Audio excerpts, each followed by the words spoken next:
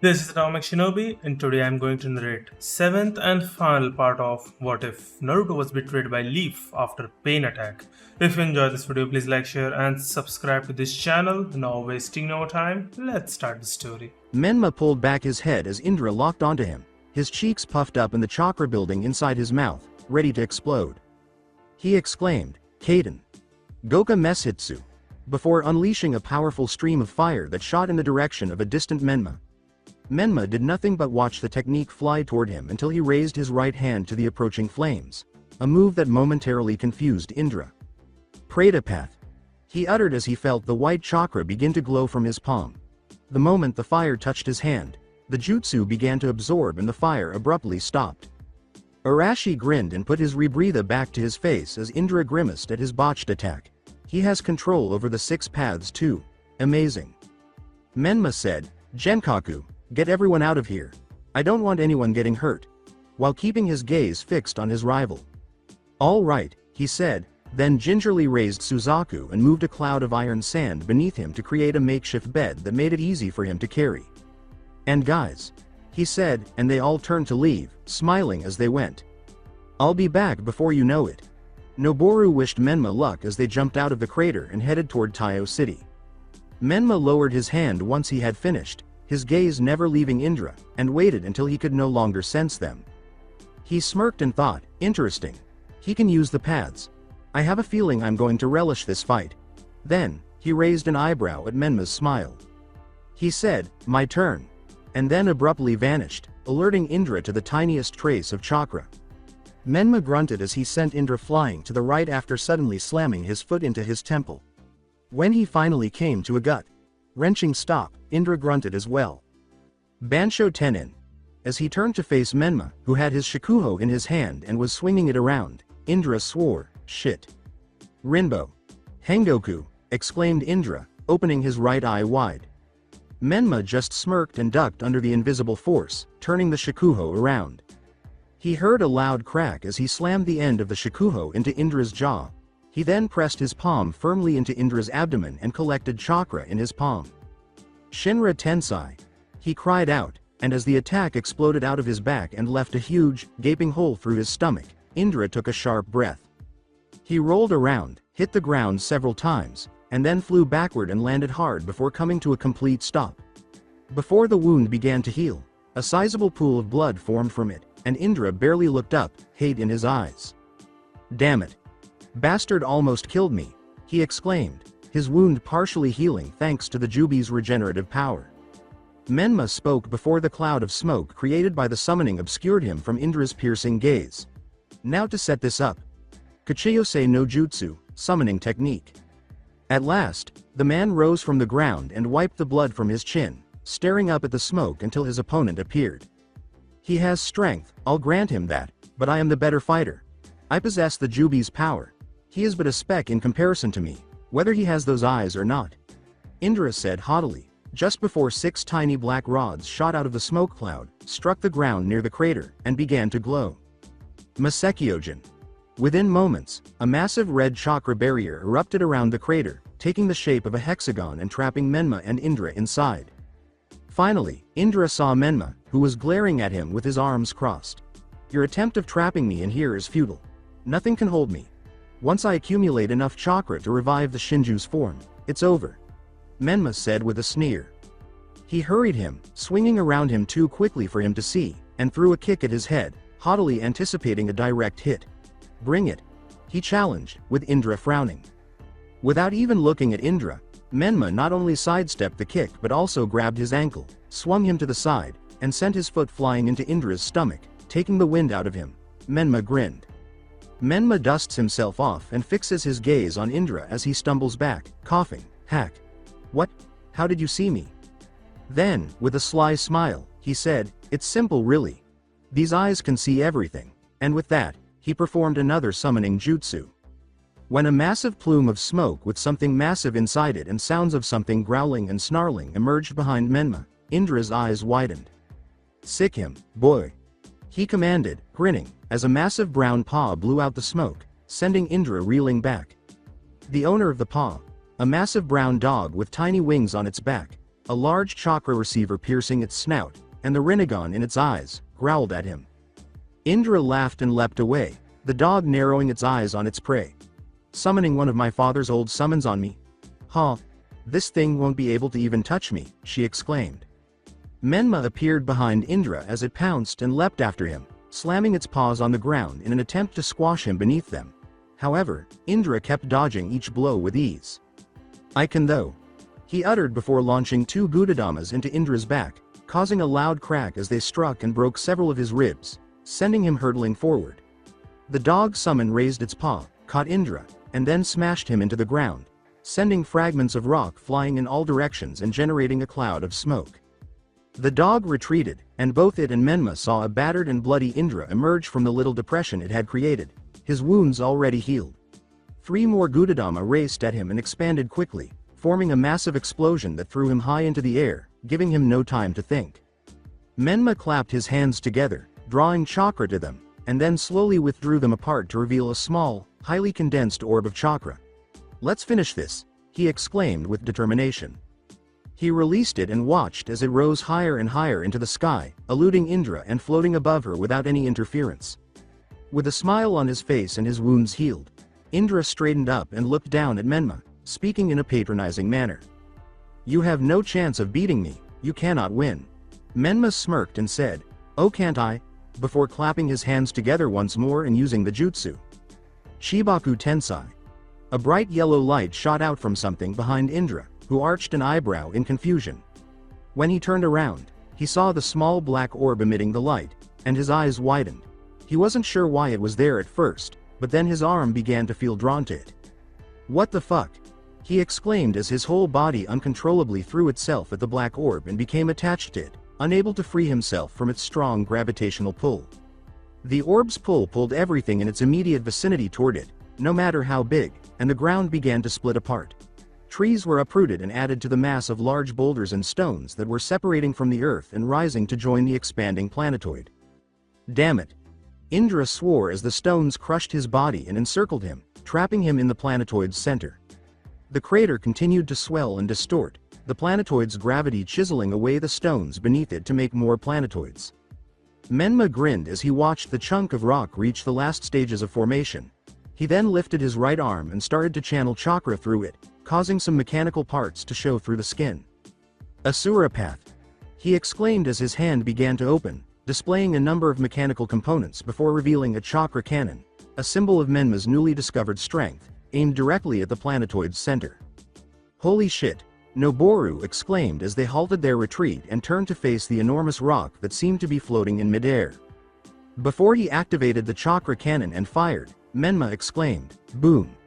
A long stream of pure chakra shot outward like a laser, striking the planetoid's surface and slicing through the layers of rock it accumulated like paper before emerging on the other side. At first, nothing happened.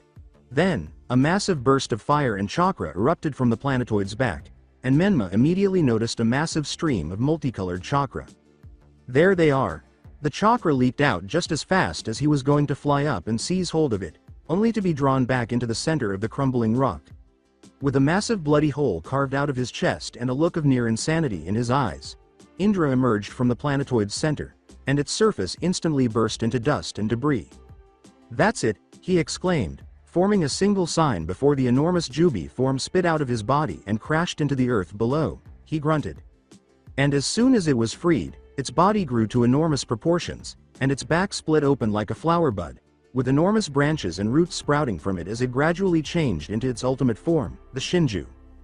Menma thought to himself, so this is the Shinju, as he observed the enormous tree ascend higher and higher into the sky, its trunk spreading several miles in width and length, and its pale pink bud at its apex. As soon as it reached its full height, Indra quickly put his hands on the massive tree's trunk and absorbed it, turning his cloak into a white garment with a red interior and red sleeves that cuffed him. Menma had to squint to see his outline as he soared high into the sky, declaring with a crazy smile that, it's time.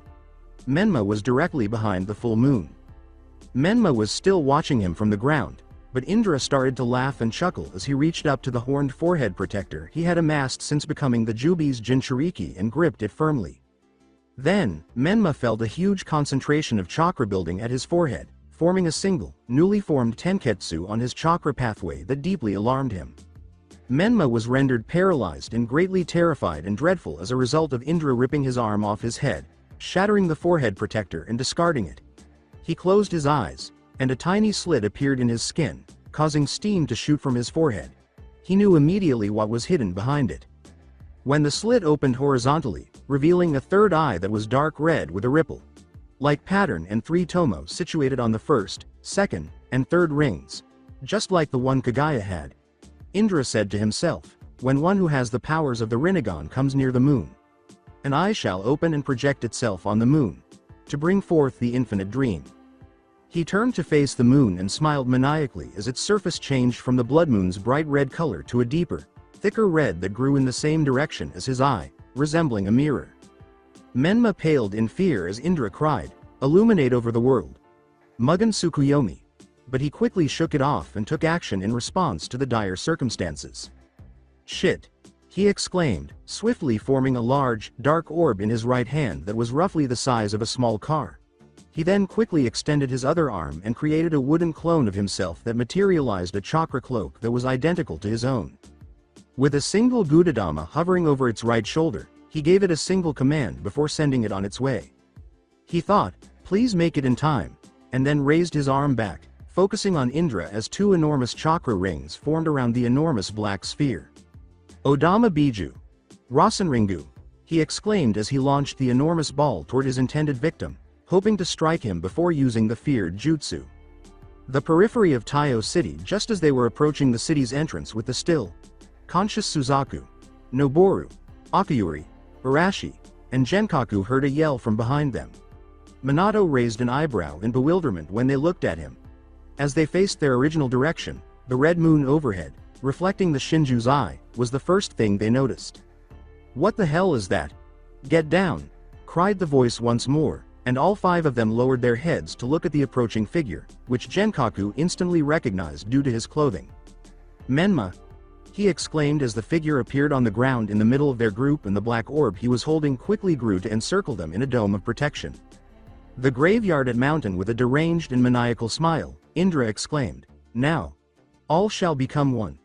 As a tremendous wave of light emanated from the moon and covered the entire earth, making it appear to be daytime everywhere. Everywhere they were, the piercing light of the moon engulfed everyone, men, women, children, and animals alike, developing a Rinnegan reflection on their eyes and entangling them in the genjutsu. Menma exclaimed, "No," as his jutsu vanished and he shielded his eyes to try to avoid looking at the moon or its light. However, his efforts were in vain, as after a short while, his arm relaxed and swung back to his side, and his eyes turned drab gray as even he became ensnared in the infinite Tsukuyomi. Indra clasped his hands and said, "This light will pierce through even the shadows of darkness itself. No one can escape it. So now, Shin, Jukai Koden." Suddenly enormous tree roots shot out of the ground all over the world, snaking through entire villages in a matter of seconds. Strands from the roots protruded and started to mummify the people of the world, encasing them tightly until they were fully encased and assimilated into the Shinju, giving them eternal life. And eternal hell, trapped in the infinite Tsukuyomi for all of eternity. The people of the world were rendered completely helpless. His last conscious thoughts drifted through his mind as Menma's body slowly curled into the giant root above him. He thought, I failed. Hagoromo, Ashura, Dad, everyone, Before his mummified form was drawn up towards the root and dangled there, softly swaying from side to side in the tiny little gusts of wind blowing throughout the crater. At that point, he was enveloped in darkness. "I'm sorry." Gradually opening his eyes, Genkaku saw nothing but darkness all around him. After a brief moment of panic, he realized he wasn't dead and that all that was dark was actually a soft yellow glow from Menma's chakra cloak. He asked, "Menma, what are you doing here?" as everyone went through the same motions. After that, he saw Menma crouching and noticed that his hand was resting on the dark material that surrounded them. "Wait," he said, and the others fell silent as he focused. A few minutes later, he exhaled a breath of relief, removed his hand from the black surface, and stood up with his back to them. Arashi demanded, glaring at Akiyuri to quickly lighten his tone. "What's going on here? Why did the moon look like a Sharingan, and why are you here not fighting Indra?"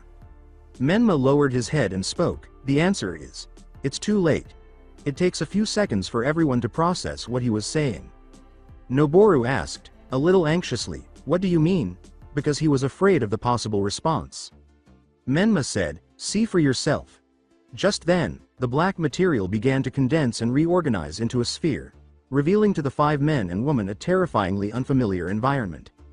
Massive roots protruding from the ground covered Taiyo City. One of the roots even broke through the center of the Akatsuki Tower, causing the enormous skyscraper to precariously balance on the root. The worst part wasn't even that.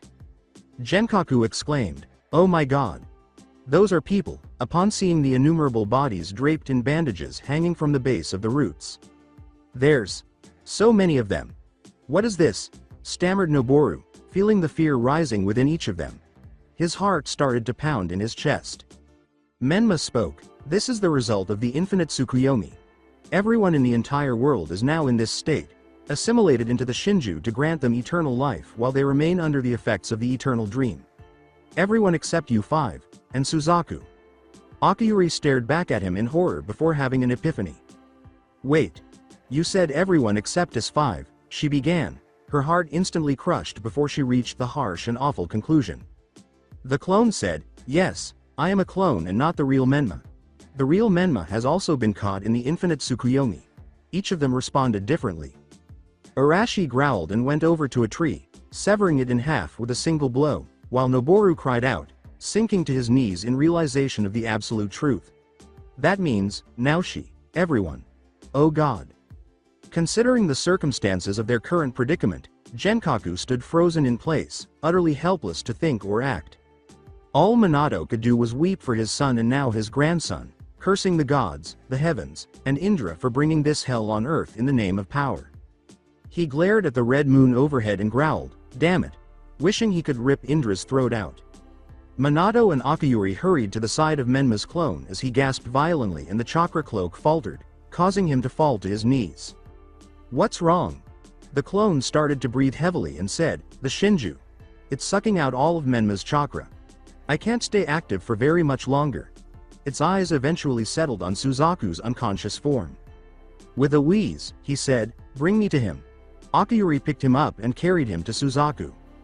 He knelt and put his hand on Suzaku's stomach, directing all of his residual chakra into the man before his cloak vanished entirely and he began to crumble, starting with his hands.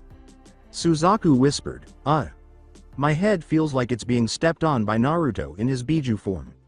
As he slowly regained consciousness and stood up, Menma's clone grinned to himself before bidding adieu and eventually melting away.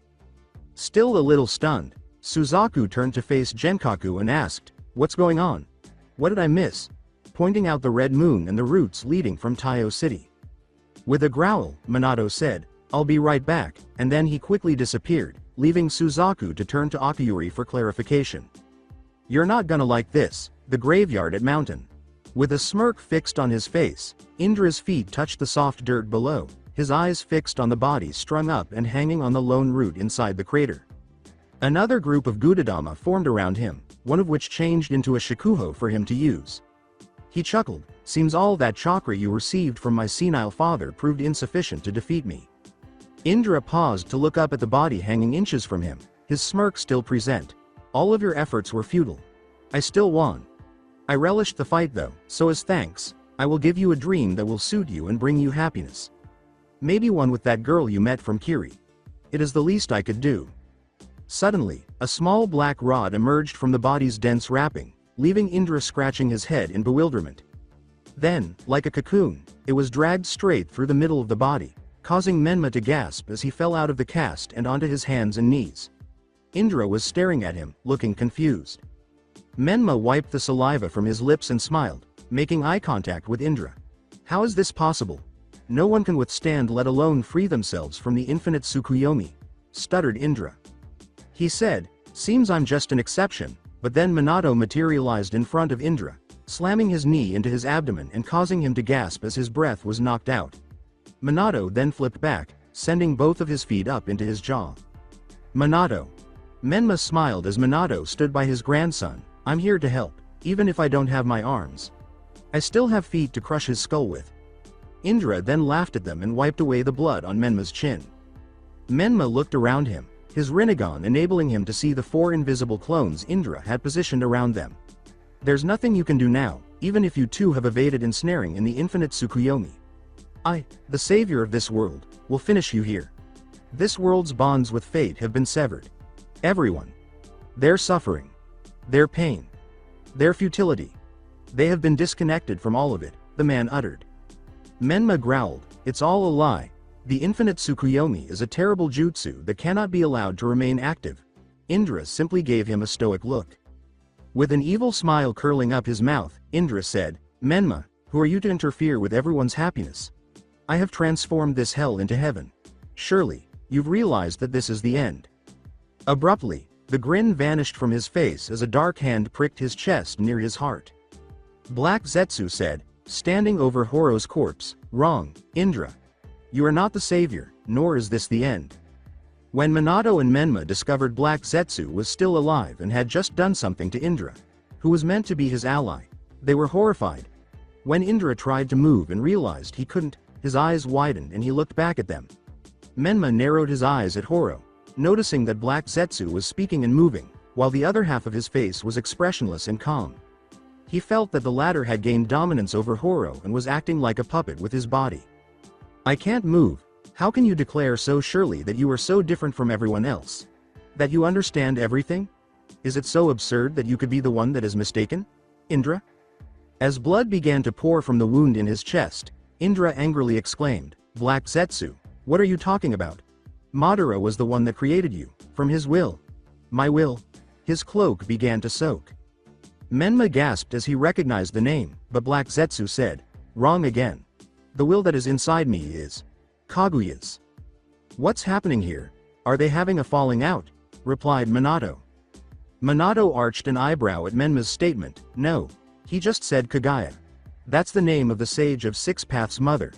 Menma then reiterated what Hagoromo had told him about his mother. Minato gasped in horror at the thought of someone like her, saying, my god. As Black Zetsu's will began to spread throughout Indra's entire body, forming what appeared to be black veins across his arms, legs, and chest, they both jumped in shock and growing terror. Menma and Minato could only watch in horror as Indra's body grew larger and larger as he started to absorb all the chakra from the people trapped in the infinite Tsukuyomi. As massive streams of chakra started to pass through Menma's skin, he asked, all of Indra's invisible clones have disappeared, and what's happening with his body? Black Zetsu's horrifying grin grew wider as his plan finally came to pass.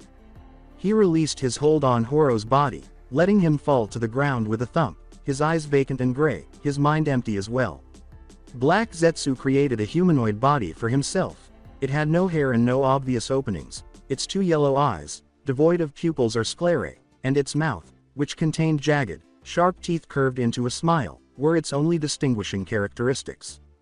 At that moment, when it appeared as though Indra's life was coming to an end, he suddenly smiled and, using both hands, grabbed hold of Black Zetsu's wrist as it protruded from his back. This startled Black Zetsu greatly because it meant that his body was actually beginning to shrink and that Black Zetsu's was beginning to morph and join with Indra's. What are you doing? I knew what you planned to do all along. You don't think I remember when you tempted me to fight Ashura? I went along with your little game. I knew you wanted to revive Kaguya, and you would go through great lengths to achieve it. Which is why I purposefully allied myself with you, studied you, found out since you are essentially an artificial human, a being born from my grandmother's chakra. You can be absorbed just like a biju. I plan to allow myself to be captured by you, and then absorb you so that I may gain the powers of Kaguya. Indra giggled as Black Zetsu's formed to spread over Indra and fuse with his skin the blackness of his body. Black Zetsu growled in defiance, no, stop it. Kaguya must be revived, but Indra's clucking only got louder. Before Black Zetsu's body fused with Indra's, the two became one. Indra's skin turned pitch black, his eyes glowed red, and his hair, which had turned grayish red from becoming the Jinchuriki of the Shinju, grayed out from his head. The third eye he gained as a result of it also appeared from his black skin. No, now that I have you, an artificial being created from the will of my grandmother, I will be able to sustain the infinite Tsukuyomi for all of eternity. Kahahahaha, laughed Indra. Along with his wider smile, which extended up his cheek to resemble a Glasgow smile, his stabilized chakra cloak that had appeared around his newly formed body vanished, and he was once again wearing the battle armor he had worn during his battle with Ashura, albeit slightly altered. Its once dark red color had turned light gray, and the dragon face that had been imprinted on the chest plate had vanished, leaving behind a blank sheet of metal with 6 red magatama imprinted across the upper portion. Hagoromo's Rinnegan seal and the 9 red magatama that were typically paired with it were located on the back. In addition to having 3 separate Gudadama floating in a triangle behind his upper back and his Shikuho levitate horizontally behind him, he was dressed in a dark gray bodysuit without sandals and had a matching pair of gray gloves over his hands. He assumed an even more demonic form from his previous self as his hair parted slightly to reveal the third eye he had gained in his other eye, which was made possible by a horn he had grown on his forehead. His chakra is massive, Minato said, shaking with amazement at the power Indra had acquired. Indra looked over himself and said, "I can feel it. Her power coursing through my veins." A few seconds later, he raised his eyes to Menma and Minato and started laughing once more. With an evil glint in his eye, Indra strode towards them and said, "Now, let's test out my newfound powers, on you." Menma began to slowly back away from him, saying, "Minato, listen to me. We need to find a way to get the Shinju out of him. Now, I think I know how to do it. I just need the opening." "Okay, I'll give you the opening you require," Minato answered. Indra asked the two as he walked up to them, "What are you two planning?" Reaching back and grabbing his Shikuho and swinging it around to hold it backhanded. Menma yelled, and now, as he seized Minato's shoulder and threw him directly at Indra, who raised his Shikuho to chop him in half. Minato leapt away from Indra, allowing him to do so while he concentrated on Menma, deftly dodging the swipe and landing his foot squarely on top of his shoulder. Minato smiled as he planted his feet on the rock below and looked back to see that Indra was still moving toward Menma, indicating that he was no longer interested in him. In an instant, he disappeared from sight, saying to himself, "Bad mistake." His feet blasted into the back of Indra's skull, sending him hurtling straight toward Menma, who held his Shikuho and smiled at the success of the sneak attack. He swung it at Indra, but when Indra blocked it with his own Shikuho, he grunted. He then launched a vicious attack, pushing Menma back until he rolled onto his back and kicked Indra skyward. "Pathetic attacks like that can't harm me," Indra exclaimed, stopping in midair to cast a glance down at them. Menma smirked and asked, "You sure about that?" Indra raised an eyebrow in bewilderment and then peered over his shoulder at one of Menma's Gudadama, which was already glowing as bright as the sun as it exploded. With a tremendous cloud of dust and dirt created by the impact, Indra was hidden from view as the bright dome of chakra overpowered him and sent him flying back down to earth. Menma's Gudadama expanded back to its former size and returned to Menma, using this as a chance to begin his plan. "Minato, get over here." Upon his return, Menma put his right hand on his shoulder, used his chakra to restore Minato's arms, and simultaneously opened a Sharingan ability that allowed him to subconsciously convene with his father on a specific jutsu. "Dad, what jutsu did you use to destroy Konoha all those years ago? I need to know now." "It was the 100 seal technique. Demonic release. Rising hell pillars of the underworld. Why? Tell me what seals to perform." After a brief period of silence, Naruto gave Menma the news. Menma moved quickly to take action, arriving in time to see Indra erupt from the dust cloud and charge at them once more, his eyes burning with unmatched rage. Menma exclaimed, "All right, let's go," as the two parted ways and raced in a broad arc around Indra. This momentarily confused him until he turned to face Menma and raised his arm again, holding his Shikuho like a lance. He hurled it towards Menma, scowled as he sidestepped the Shikuho, and then gave him a small smile that momentarily confused him once more. "Enten.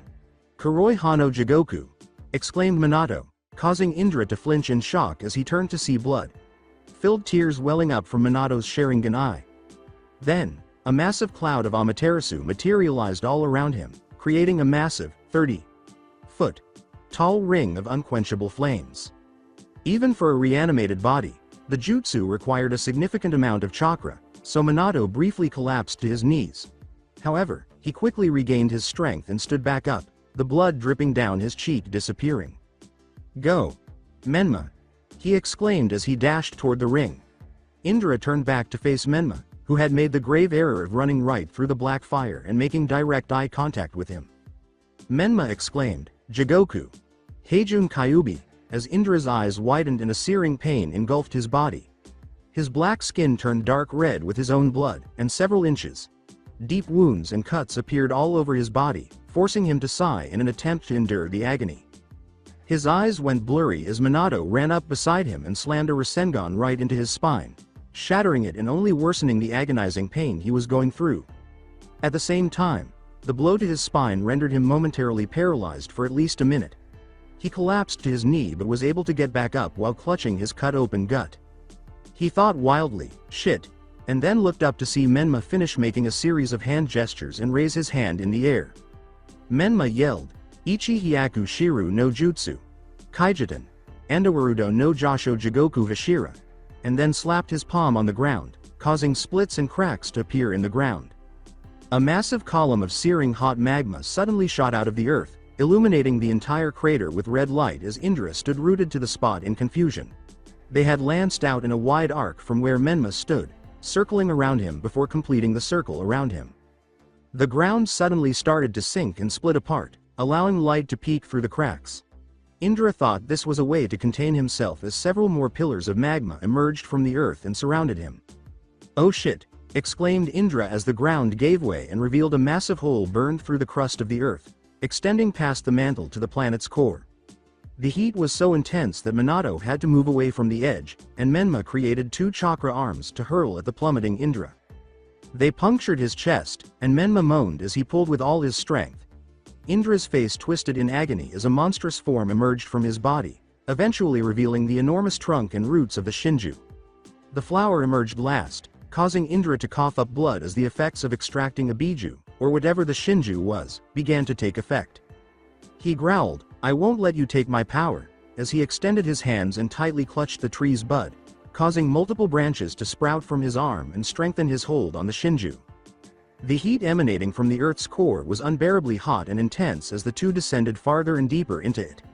Had they been human normals, they would have most likely succumbed to heat stroke or some other illness. Menma scowled as he tried harder and harder to rip the Shinju from Indra's grip, causing perspiration to trickle down his brow. He exclaimed, "Rinbo! Hengoku!" And for a split second, Indra's eyes widened before his face froze in the face of 5 invisible Menma clones pounding him with their fists. He released the Shinju and descended more quickly towards the core as Menma dragged the enormous tree to him, closing his eye and silently saying a prayer. He roared, "Please, work," and then jumped up toward the surface, enclosing the Shinju's titanic form within himself. His eyes fluttered and he blacked out as he gasped and clutched his chest for a moment due to the Shinju's sudden absorption of a massive amount of chakra. The psyche of Menma coughed up blood as he was suspended in the air in complete darkness, encircled by nothing but the void, and restrained by several strands of a substance that appeared to be the roots of the Shinju but was actually hardened yet alive. Menma screamed in agony as his right arm was torn out of its socket, spilling blood down his cloak and into space. A deep, beastly voice spoke from the darkness, "You cannot control me. I am the Almighty. A god. I will take control of your body and I will reclaim all the chakra that is rightfully mine." Menma said, laughing, "Hey. You don't scare me," as he was about to recoil in horror when a single, enormous, red eye emerged from the darkness and fixed him squarely in the face, easily dwarfing him and making him appear like a grain of sand. The voice growled once more, "You dare laugh at me? Fine then, experience more pain. Maybe you will learn a lesson, peasant."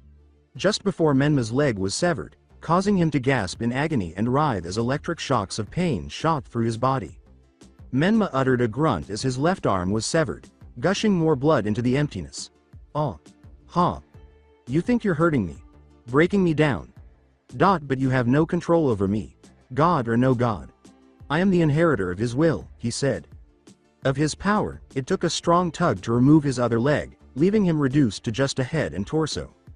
Menma cried out, and of his hope for peace, before his body was ripped in two and he screamed.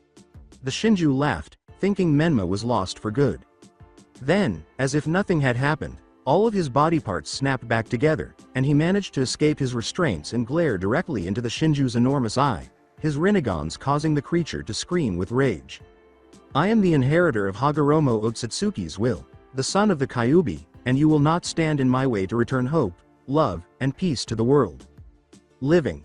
Minato, who had not moved since absorbing the Shinju, was worried about his grandson and was about to cross over when the ground began to tremble.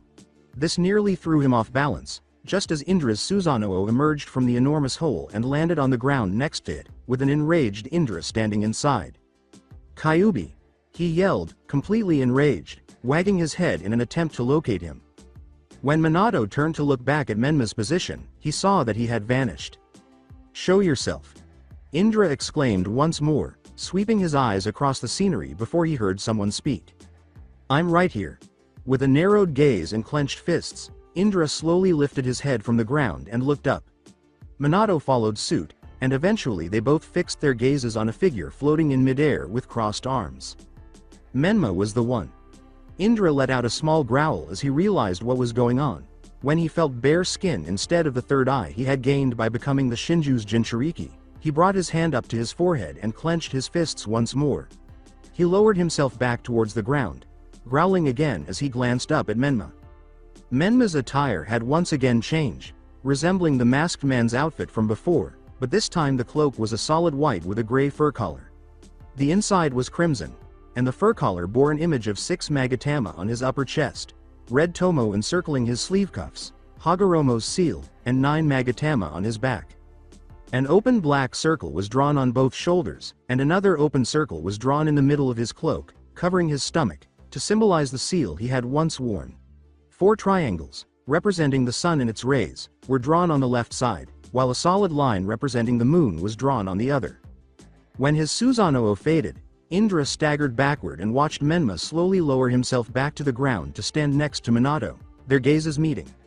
Indra's body began to tremble violently, his heart pounding faster and tears streaming down his cheeks. He gripped his chest tightly.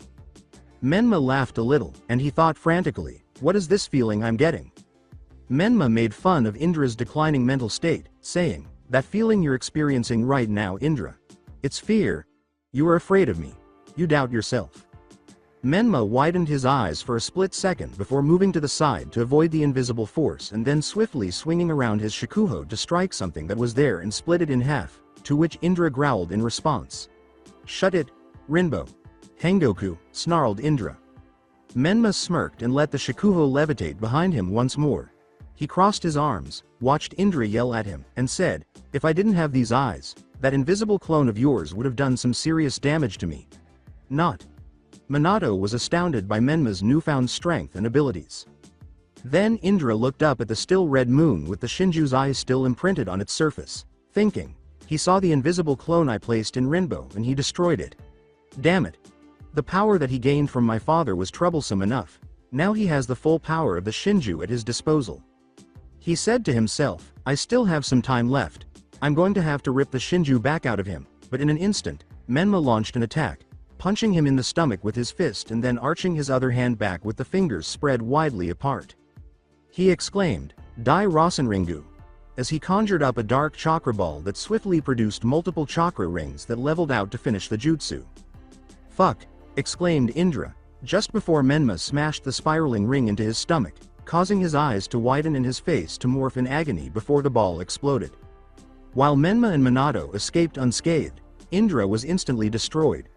The jutsu broke down his body at the molecular level, causing a huge explosion that further damaged the surrounding area. Minato grinned a little and hoped Indra was on his way to hell, amazed at the strength of the Shinju and Menma's unique abilities. Menma was once again visible as the chakra burst subsided, and he had to wait a short while for Indra to reappear a few yards away unscathed. Watching him take hold of his hand, he saw the eye in the palm blink once. One of the 3 Sharingans he had within it vanished through the application of a specific kinjutsu. Using Izanagi was a last-ditch effort to save yourself, which tells me you're desperate to try and survive now. And with you already having used Koto Amatsukami on me and not having the proper time to train with that particular jutsu, it will take around a decade for that jutsu to be used again, leaving you with only 1 Sharingan left to utilize Izanagi or Izanami with, and I highly suggest you refrain from using the latter option, for I have already accepted my actions and fate and would break from its hold instantly. Menma finished his question by inhaling deeply. "Tell me then, what is your fate? What actions have you already accepted?" demanded Indra. "I accept that my fate in life was not to become the Akatsuki's leader and help regulate peace, and that my recent actions against the villages and Biju and their Jinchuriki have deterred me from my original path. I am no longer that man anymore.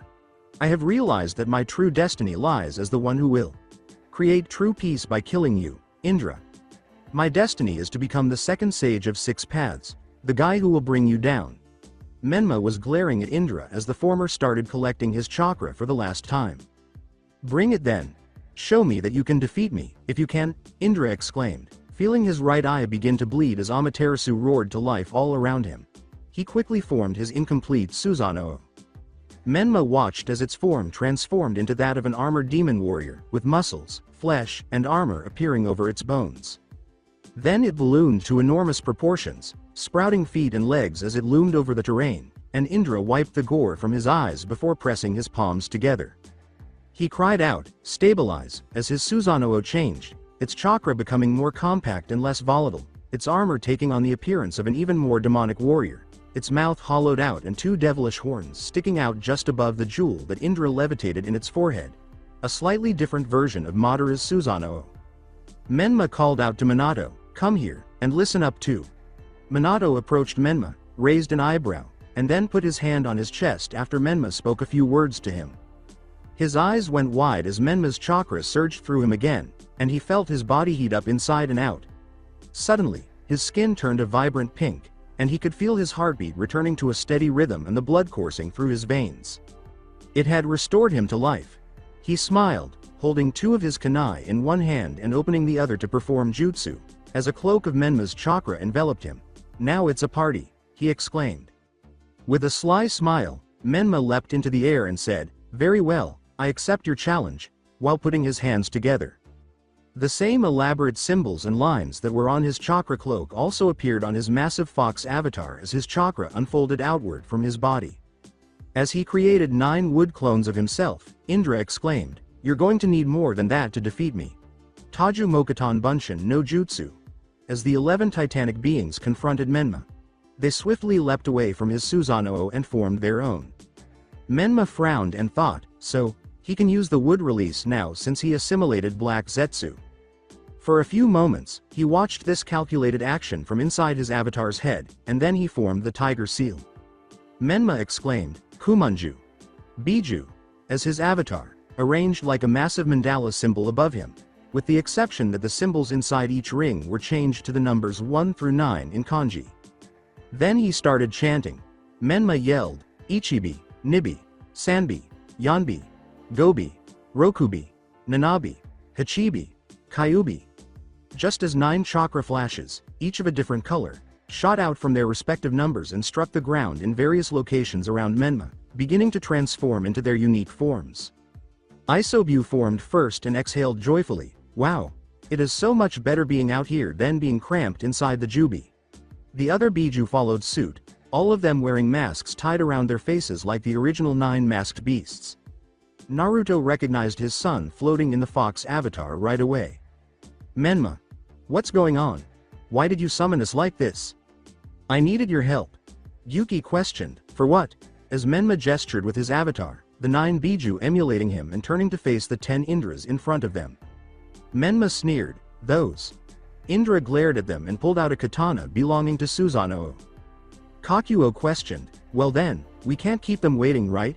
Menma grinned in response. He nodded and then pounced on the real Indra, with the Biju spreading out to attack each of the clones. "But of course. Indra's mine," he exclaimed. Kakuo yelled, "Tsunori," as he drove his horns upward toward an Indra clone. Susanoo, the creature, drew its katana to block the attack and only skidded back a short distance. The enormous horse hybrid landed on his hooves and let out a small sigh as the clone threw Kakuo back, wrapping its Susanoo's hand around his neck. "Yasaka Magatama," exclaimed Indra, forming a string of flaming Magatama and hurling them towards Menma. His fox avatar, despite its enormous size, managed to avoid every one of them with remarkable agility. He yelled, "Rasenringu," as he rose to his feet, formed his signature jutsu, and hurled it directly at Indra. "Amaterasu!" Indra exclaimed, setting off a black cloud of uncontrollably blazing fire that consumed the spiraling ring until it was reduced to nothing. Indra proclaimed, "My perfect Susanoo is almighty. None can stand up to its power, it is unstoppable, before gesturing to Menma. Menma simply smirked at his words before he clasped his hands together and turned to face Indra. You have no hope left, all of your allies have been ensnared in the infinite dream. The world is mine. I have become the savior of this world, and I will put an end to you, once and for all, he continued. Menma exclaimed, they say whoever sees the perfect Susanoo dies. Let's see if I can prove that theory false. Just as white chakra began to leak from his skin. I need to gather up my chakra for this next jutsu, it is imperative I perform it. We've got your back, Shomei exclaimed, deflecting a quick kick from an Indra clone and sending it hurtling back with a powerful wind gust. Futon. Atsugai. She exclaimed as she unleashed a powerful gust of air that struck the clone and grew into a fierce tornado that tore through the majority of its armor. Throw me! Exclaimed Minato, and Matabi grabbed him, flinging him toward a clone while Minato ducked under a swipe from Susanoo's enormous hand. Now, he cried, and the female cat Biju materialized behind him in an instant, raising her enormous paw. Minato planted his feet against it to propel himself forward, and she struck the Susanoo's head, severing a deep gash in the Titan's armor. With a Rasengan, Minato destroyed the clone after plunging into the Susanoo and stabbing it with his kunai. Minato collapsed back onto the earth as the Susanoo crumbled, pondering briefly about the Sharingan that Indra had placed in his eye socket. I can use this Sharingan he gave me against him now that I'm alive. Now how'd I? Minato said, closing his eyes. Suddenly, he felt a surge of chakra coursing through him, and his Sharingan began to swirl until it changed into its Mangekyo Sharingan form, which allowed him to access the Susanoo it could manifest. After the Susanoo he had used while under Indra's control formed around him, Minato grunted and sobbed from the stress of using something like this. Matabi then walked up beside him as the formation was complete. She exclaimed, niece, as the two formed a team to battle another clone. Shukaku yelled, Biju. Dama, and flung his jaws as wide as possible to create a massive ball of chakra. Then he sucked it back into his throat and spat it out in the form of a massive laser that destroyed one of Indra's clones by slicing right through it. He exclaimed, got one. Just before he took a kick to the hundreds of feet and crashed into the ground with a painful grunt. He had been struck in the jaw once by another clone. Naruto growled, bastard, as he charged the clone from behind and sank his fangs deep into its neck, wringing it until he forced his hand through its upper back and out of its face, crushing the clone and sending the Titan flying. When Naruto picked Shukaku up and carried on the attack, he said, thanks for the assistance. Indra clenched his teeth and focused on Menma, thinking, damn it. My clones are getting slaughtered, time to even the score.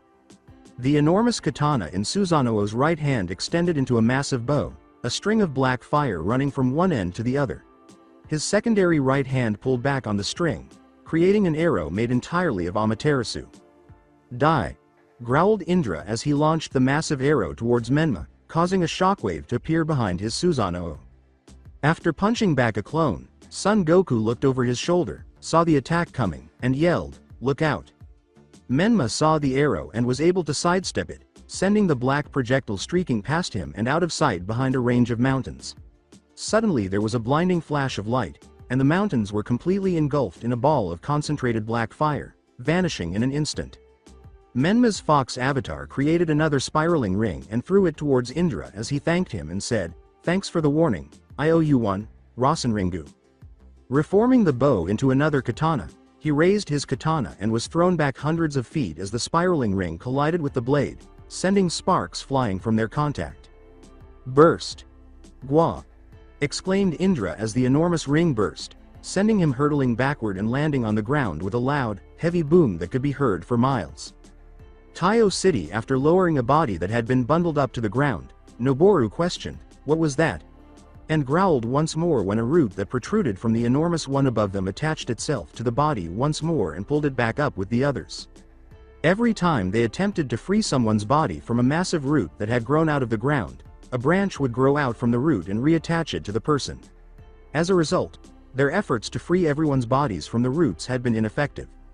He replied, yeah, I did. Give me a second, and then closed his eyes, focusing on the mountain's graveyard and gasping at the massive concentration of chakras in one location. What is it? Inquired Noboru as Suzaku drew his eyebrows together and focused. Suzaku stammered, I can sense Minato's chakra. Wow, it's large. He's inside a Susanoo. Genkaku and Arashi noticed him and joined Noboru and Akayuri to listen in. Who else? What about Indra? Genkaku inquired, while Suzaku once more fixed his attention on a distinct chakra signature. I can sense Indra, but his chakra's different. I can't feel the Shinju's presence within him anymore. Akayuri inquired, did Minato manage to take the Shinju from him? Suzaku shook his head in response. Wait, there's more, holy shish. There's another chakra signature. It's unbelievable, that cunning bastard. Hee. Suzaku threw himself onto his back and roared with laughter. What? What's that? Asked Noboru as Suzaku got to his feet and grinned broadly. Menma is here. He's fighting Indra after managing to escape the infinite Tsukuyomi somehow, he said, and Akayuri grinned slowly as hope surged back into her and the others. He is fighting and still alive. If the Shinju is no longer in Indra, then where is it? Asked Arashi, Suzaku's grin expanding with delight, as if he were a schoolboy with a big secret he was eager to share. It is located in Menma. See, don't you? Menma, the Shinju's new Jinchuriki, is engaged in combat with Indra. We are still winning. Now that they knew Menma was still alive and well and was battling Indra once more, the Akatsuki members were all cheering for Menma to triumph, and Suzaku laughed.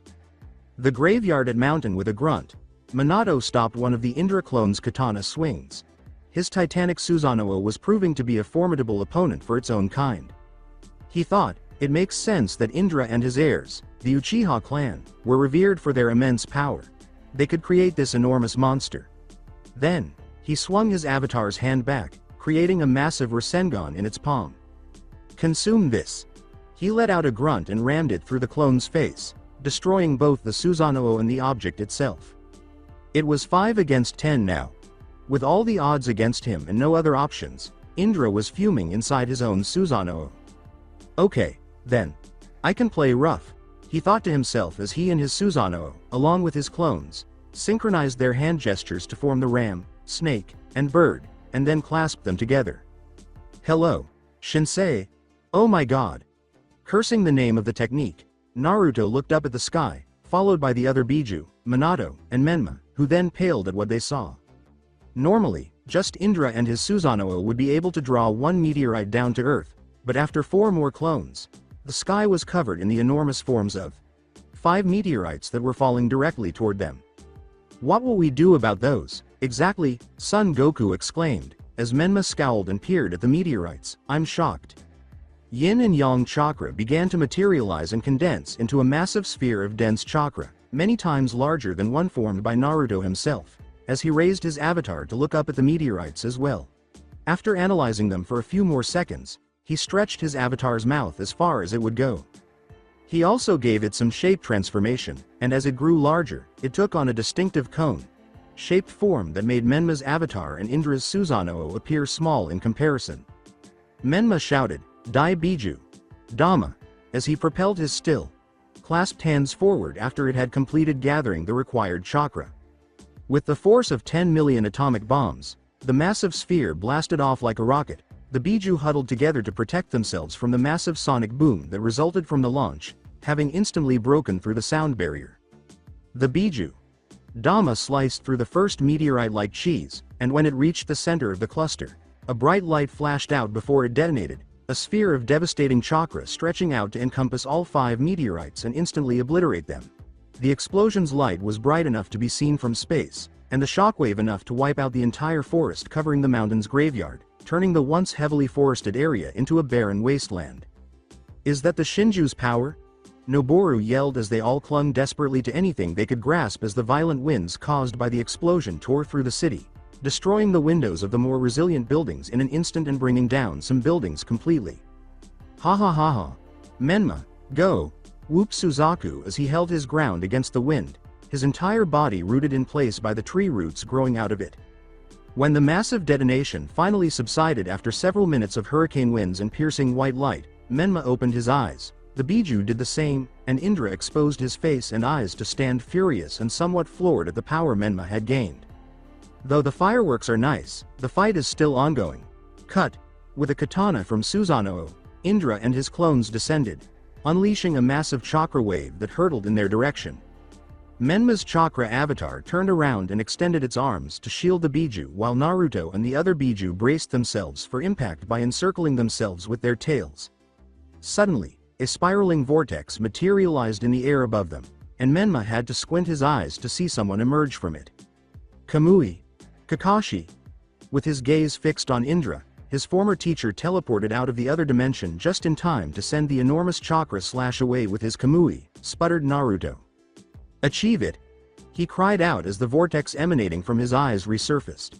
Immediately after, enormous chakra stakes shot out of him, impaling Indra's Susanoo through his arms, legs, and chest, securing him and limiting his motions. I got it! With a yell, Menma answered. He then closed his eyes, inhaled deeply, and felt the color of his own chakra change from a pale orange, yellow to a bright white. His avatar changed from a fox to a creature with 6 arms, 3 faces on one head, and a pearl necklace around its neck in an instant. 3 of his Gudadama remained inside the avatar while the other 3 grew enormously and levitated behind his avatar, just above its shoulders. This was all caused by a voice inside his head telling him what to say. Chikara, Ninshu no Jutsu. Setsuzoku Suru, Menma said, and then the white chakra released a tremendous amount of light that covered the whole planet. Whoa, a blank, open black circle felt like a seal being inscribed on Suzaku, Genkaku, Arashi, and Noboru's stomachs. Each of them then developed a chakra cloak similar to Menma's, but with a color that was specific to them. Genkaku's was a light sandy tan, Arashi's was a mix of ice blue and deep violet, Suzaku's was a light, fiery red, and Noboru's was a soft gray. Menma, Akayuri grinned, feeling the warmth of his chakra course through her as her chakra cloak, a pale yellow with hints of soft pink, materialized. They saw the same chakra suddenly start to manifest from the individuals imprisoned in the infinite Tsukuyomi. Their mummified bodies began to take on a variety of colorful chakra cloaks, and a faint light began to emanate from within them. Eventually, the bonds holding them captive broke, and they were freed from the horrifying genjutsu. Around the world, this was happening to everyone. From Suna to Kumo, they were all freed from the infinite Tsukuyomi and woke up from what appeared to be only a dream. In Kiri, one particular female hunter, Nin woke up from her sleep and felt his presence within her as soon as she was wrapped in a warm, maroon chakra cloak. Please hear what I have to say, people of the world. While some of you may not be familiar with me, I'm Menma Uzumaki, the Kyuubi and leader of the Akatsuki's son of Naruto Uzumaki. That voice is Menma's. Suzaku swiftly shushed Noboru, startling him, as they listened in with the remaining residents of Taiyo City behind them. I just broke free from the terrible hold of the terrible genjutsu known as the Infinite Tsukuyomi, and I'm currently fighting Indra Otsutsuki, the caster of that terrible jutsu. It's possible that some of you are doubting what I said, but it's the whole truth. If you do not believe me, take a look around you, notice what is there, and then utilize the chakra I have shown you all to see what I perceive and comprehend what I am aware of. There was a moment of silence during which everyone realized he was correct. I have taken this action because it is my inherited mission to create a world at peace in which everyone is aware of themselves and those around them. I'm about to make amends and bring peace back to the world, but I need your assistance. My father tried this and was successful for a while until I messed it up.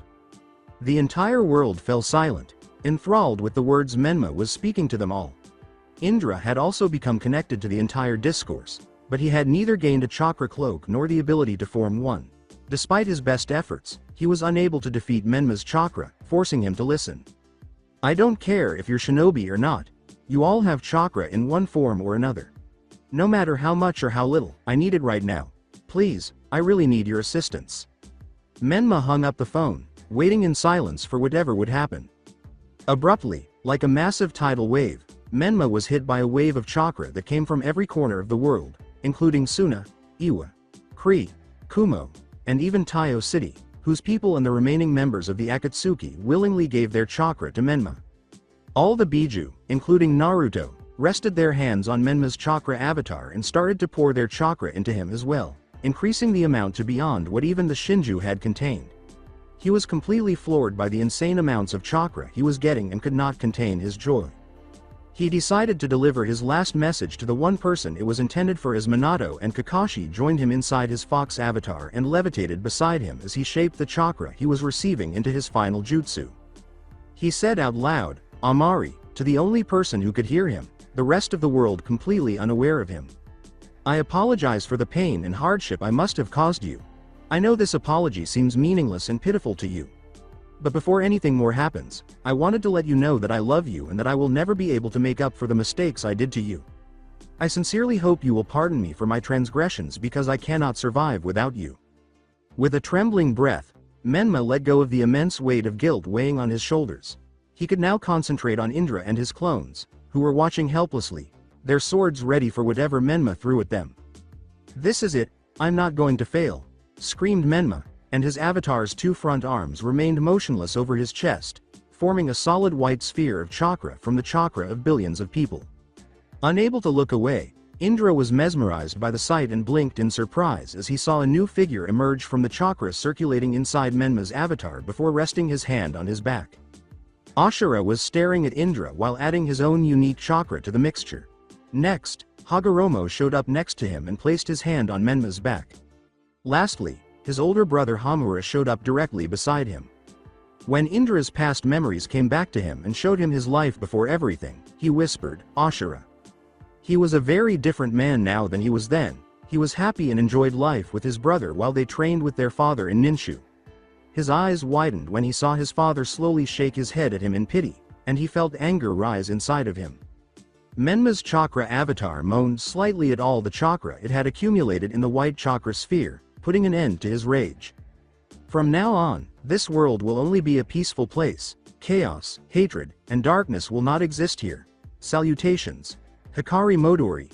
Just before the white chakra sphere burst into an enormous beam of light, aimed directly at Indra and striking him in the Susanoo's chest, he declared.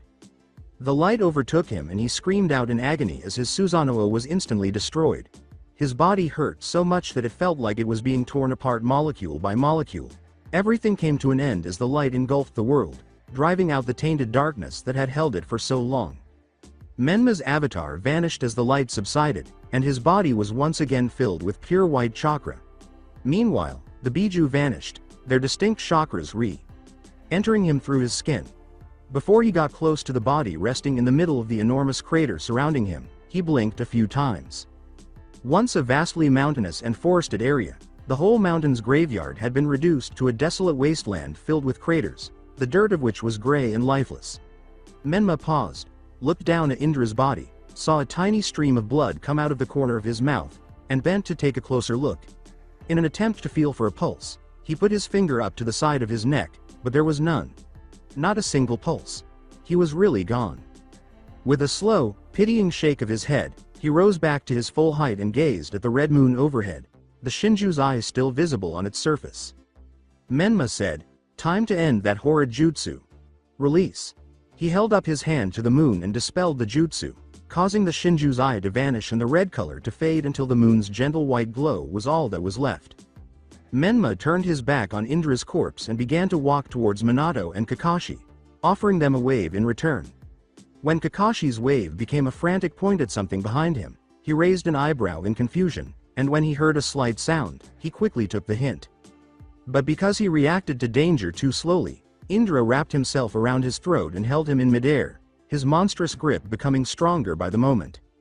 Menma took a quick look at what he believed to be a dead corpse, but it wasn't until he saw the body shimmer and eventually vanish due to Izanagi that he realized the truth. As he struggled to free himself from Indra's grasp, he exhaled, "Damn it." But Indra was too strong for him, drawing chakra from him to replenish his own. When Kakashi and Minato were forced to stop running toward Indra when he produced a chakra Raikiver blade in his hand, Kakashi exclaimed, "Menma."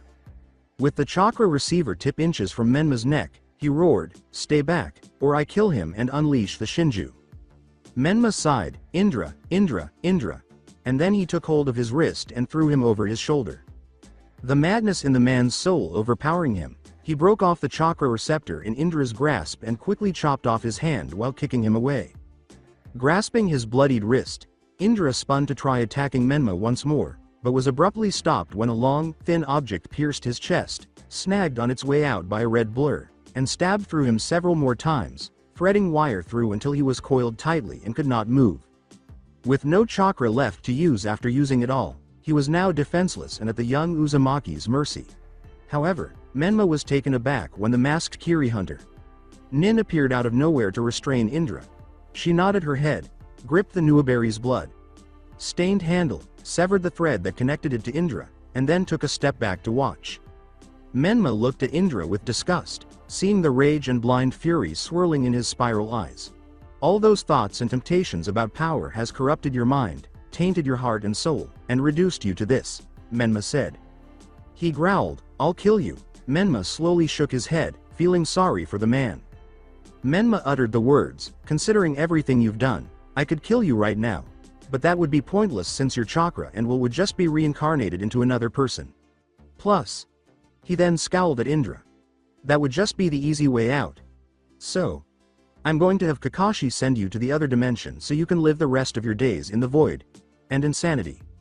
He turned his back on him and walked away, Minato and Kakashi in his wake as Indra swore and said other derogatory things. Menma stopped for a moment before continuing to walk, saying, You don't have the guts to finish me off. You are weak, just like my senile father and foolish brother. He yelled, striking Menma's ears and stopping him in his tracks, his body going rigid. You're spineless Menma, just like the rest of your clan. They couldn't do anything to defend themselves when their village was destroyed. You are worthless, just like your father and the rest of your kind. What did you say? He demanded, his tone poisonous and full of malice. Menma turned slowly to look at Indra, wiping the sneer from his face with his right eye as he said, You heard me. Indra's arrogance vanished and his fear turned into pure terror as his Rinnegan transformed into the Shinju's eye and began to glow. Menma exhaled and then said, Mugen Tsukuyomi. Indra gasped and then his eyes turned into the Rinnegans, his body went limp, and his breathing stopped as he found himself enmeshed in the very genjutsu he had wished to use on the entire world. Minato and Kakashi hurried over in time to see Menma extend his hand, allowing several wooden strands to emerge from his sleeve and begin to tightly encircle Indra, mummifying his body until it was fully encased and his terrified face vanishing behind the strands. Menma asked, Kakashi grinning behind his mask, Go on Kakashi, Minato, I'll catch up with you. By the way, how did you survive Kakashi? Before putting his hand on Indra, Kakashi remarked, It's a long story, I'll tell you later. Menma's eye went back to normal, and he looked around at the ravaged land once more before turning off the 6 red yang formation and scattering the one active summon he still possessed. This was the one that Indra had missed, and it was the invisible chameleon with the Rinnegan infused in its eyes that had allowed Menma to see where he was coming from. Menma gave Indra one final shake of his head before turning to face the female hunter, Nin, and making her his way. Menma held up his hand to her as she stabbed the tip of her sword into the ground and turned her head away from him without removing her mask. Minato nodded quickly as they watched them, and Kakashi whispered, I think we should leave them alone. Yes, let us go somewhere not here at the moment while we wait for him. Agreed. Kakashi said, and then they quickly scuttled away after grabbing Indra's body. Amari. Menma lowered his mask and looked away from Amari, expressing regret and guilt. You hurt me, Menma. Amari spoke up from behind the blank mask she was wearing. You broke my heart when I found out you were the one who were capturing the Biju and killed so many people. I don't know if I can ever trust you again. Menma said, Amari, I really apologize for what I did. I wish I could take it all back, but I can't. I'm so sorry, Amari, before slumping his shoulders and lowering his head in regret as Amari shook him. He started to turn to walk back towards Indra to get rid of him, but something slipped into his hand and clamped down on it. When he turned around again, he saw Amari remove her mask and give him a smile. Menma tightened his hold on her hand as Amari spoke, but, what you said made me realize you really are the man that you say you are. And that I can trust you. They then closed the distance between them and shared a kiss, forgetting their sadness in favor of their love. Menma blushed a little as they leaned back, and Amari laughed at his awkwardness. He said, Well, that was nice. Amari laughed once more, and they gave each other a strong hug. Amari grinned and remarked, Your eyes. They've changed. Menma blinked. Yeah. But I can. Menma took a step back, getting ready, and Amari replied, No. I like them just the way they are. He said, Okay, let's get things started. Amari stepped back and grabbed Nuabari as he closed his eyes and put his hand against his stomach. The massive form of the demonic statue materialized from his body as he said, Release. With his other hand, he extracted each Biju's unique chakra.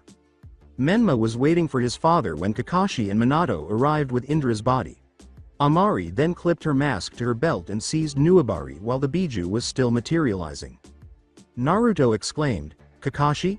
You're alive," as he saw his old sensei standing next to his father. Long story. I'll tell you and Menma later. So, after taking on the form of a human, where's that bastard Indra? Inquired Isobu. Menma pointed to the mummified body that was lying on the ground next to Kakashi and Menma said, "There." Matabi moved over to have a closer look. She looked at the wrappings covering his body and said, "So, this is Indra. What happened to him?" Menma said as Chome examined him with Matabi, "He's harmless now. I'm going to connect the demonic statue to him and have Kakashi send it and Indra into the other dimension with Kakashi's Kamui so it can never be used again." "But why is he not moving? He should be able to break out of this easily." Naruto laughed and transformed back into his normal form as Menma said, "I put him under the infinite Tsukuyomi. He's never going to be a threat to anyone ever again, nor will his will and chakra either, since the demonic statue will keep him alive until the end of time." He approached Menma with a corny smile on his face as he saw Amari. "Ha, payback's a bitch. So, what do we do now? And who is this? I wonder? Looks like a Kiri hunter. Nin and one of the swordsmen to me," he said. Menma grinned at Amari's polite comment, "The name's Amari. You must be the Kyuubi, Menma's father." Amari made a small bow. He asked in jest, "What's with the manners all of a sudden?" but quickly regretted it when she elbowed him in the ribcage and made him lose consciousness. She grinned and said, "I can still kick your ass, sage of 6 paths or not." Naruto laughed in Menma's direction. He grinned and said, "Call me Naruto." Amari nodded. Regaining his composure and breath, Menma asked Yuki, "So, going back to what Naruto said, what do we do now?" as he turned to face the other Biju who had gathered around him. He nodded to Kakashi, who put his hand on the demonic statue with Indra attached and widened his right eye. "I repair all of the damage I've done while I was with Indra," he uttered. "Kamui," he uttered as a spiral vortex emerged from his eye, engulfing the demonic statue and transporting it to a different dimension that was exclusively open to him. Menma nodded once more when it vanished, then turned to face the mountain's graveyard and the ascending sun of a fresh morning. "Come on, we're going to Taiyo City first." Taiyo City. Menma, Amari, Minato, Kakashi, and the Biju approached the walls of the city, which now housed the ruins of the once vast city, half of which was the hole he had made during his battle with Naruto and was swallowed by the enormous roots as a result of the world of trees jutsu Indra used. "Menma." Matabi whispered to Naruto, "Shish." Menma closed his eyes, inhaled deeply, and exhaled as he moved in the direction of the city. Because of the chakra he had shared with them, its people were able to identify him as soon as they saw him approaching the city. Menma paused, opened his eyes to look at the destroyed city, raised both hands, and inhaled once more. "Banbutsu Sozo," he exclaimed, causing the Biju to gasp a little. At that moment, Menma's right hand was covered in red fire, representing Yang chakra, and his left hand was engulfed in blue fire, representing Yin chakra.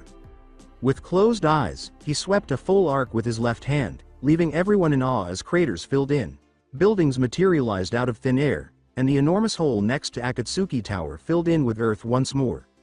The enormous roots that snaked through the city shimmered away, as if they had never been. Then he made a broad arc with his right hand, and as though it were a miracle, loved ones and other people were filled with immense joy as their departed friends or family members came back to life, and they appeared to be waking up from a deep sleep. With a smile on their faces, Menma lowered his hands and opened his eyes to see Suzaku and the others running towards him and the Biju. "Menma!" exclaimed Suzaku as he rushed to embrace him and gave him a shoulder clap. Arashi and Genkaku hurried to support him, but Akiyuri dashed past them and approached Naruto, jumping into his open arms.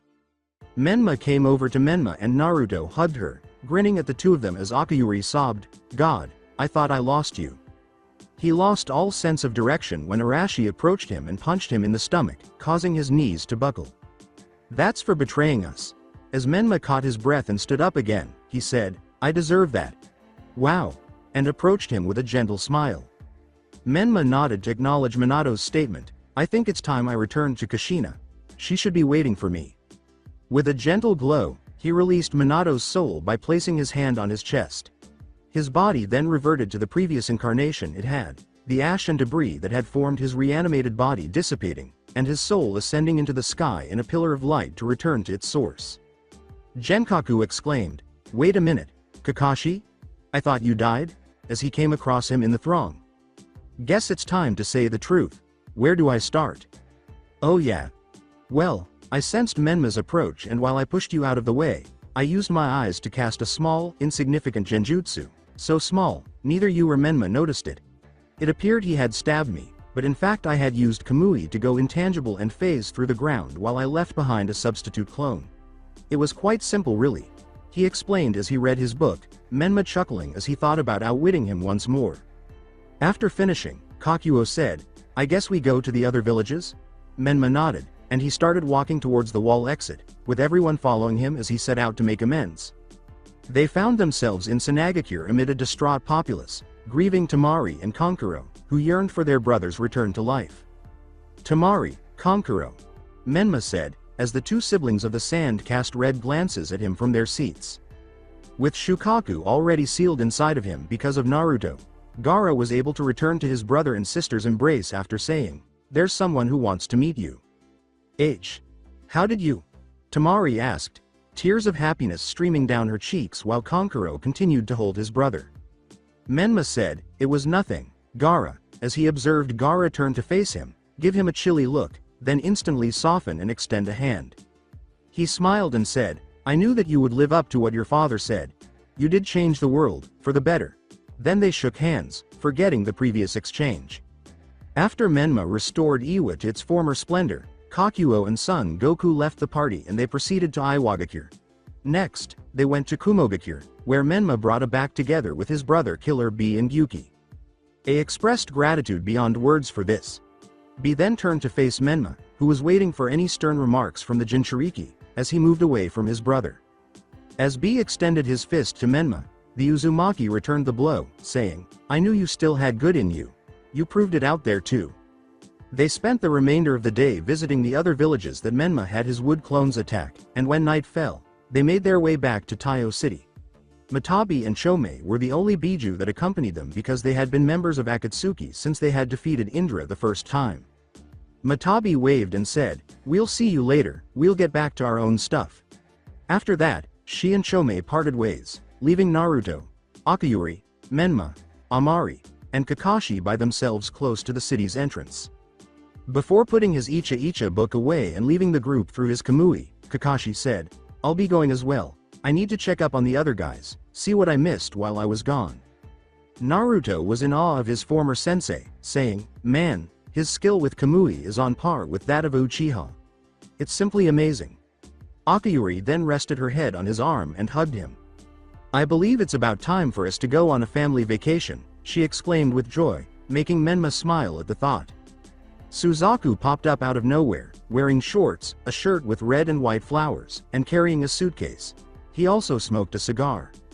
With a convulsive smile, he asked, "Where we going?" And the four of them burst into giggles. Menma asked, "Suzuku, you do know she said family, right?" as Suzaku crossed his arms and released his hold on his suitcase. "Yes, and since we're all in the same clan, we're all family, regardless of blood relation or not." Naruto gave Amari a strange look and then smiled, saying, "Well, I guess I'm an outsider here." With a corny smile, he exclaimed, "Nonsense. Your family as well. I know that when someone brings home a girl as beautiful as yourself, something's bound to happen." Akayuri then gave him a little reprimand by slapping him in the back of the hern. With a hint of a growl, his father rubbed the back of his head and Menma and Amari laughed as she said, "Let me remind you that you're married." "So, I'll ask again. Where are we going?" Menma said, rubbing his chin for a moment as he noticed some hair growing there. Then, an idea came to him. "I know where we can go, and when we get there, there's some people who would like to meet you." The Whirlpool Nation with shivers, memories of his last and the village flooding back, Suzaku said, "I don't like the idea of coming here, now that I think about it." Menma called out over the destroyed village of Uzushiogakure, "Just wait a second.